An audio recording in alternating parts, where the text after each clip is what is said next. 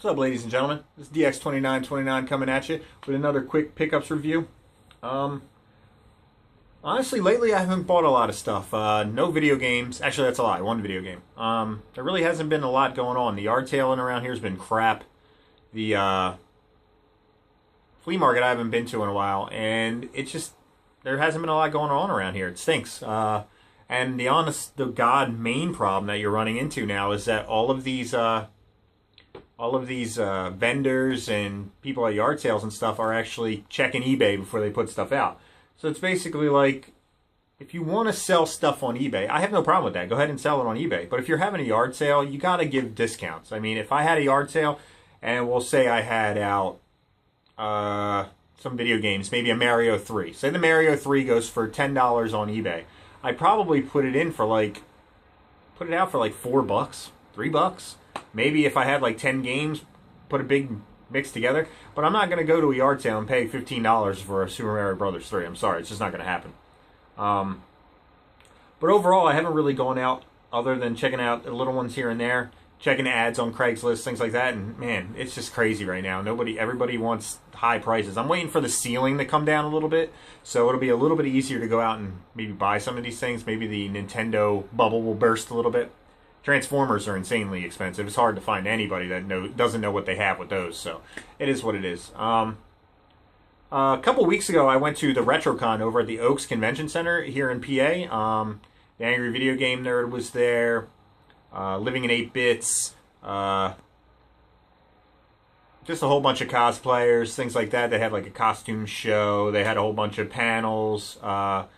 And mainly at the Retrocon, it's all like old 80s toys and things like that, which is awesome because you guys can see, that's what I love more than anything. I love getting the 80s toys, and that's what I collect. I've cut back a lot on the video games. I had my Xbox One, and I'm waiting for some new stuff to come out for that.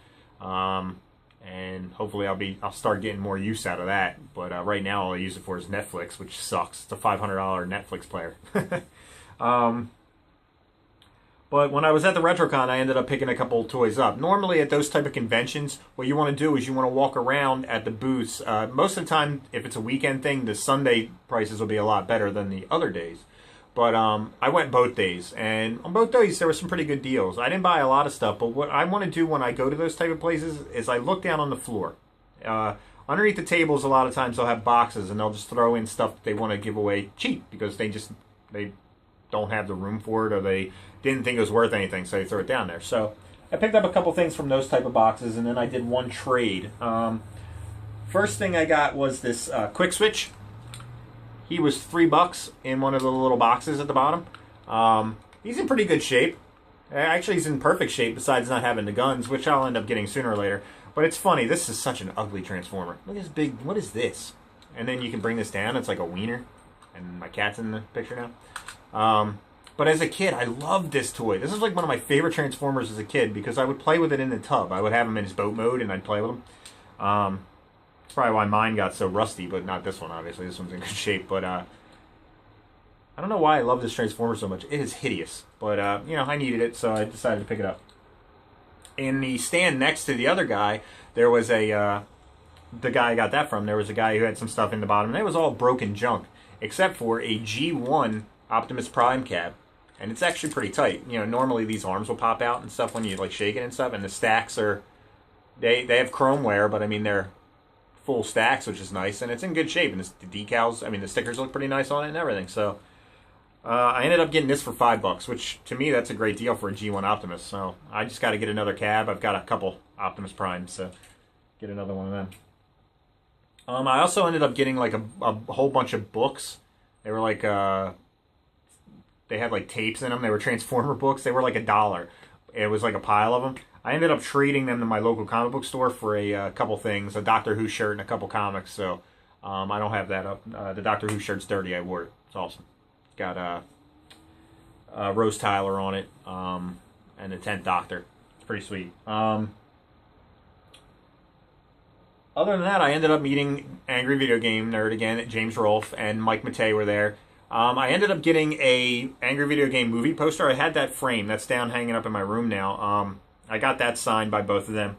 And I ended up picking up a game at the show. I ended up picking up Deadly Towers because I didn't bring a game to get signed. And Mike Matei signed the back.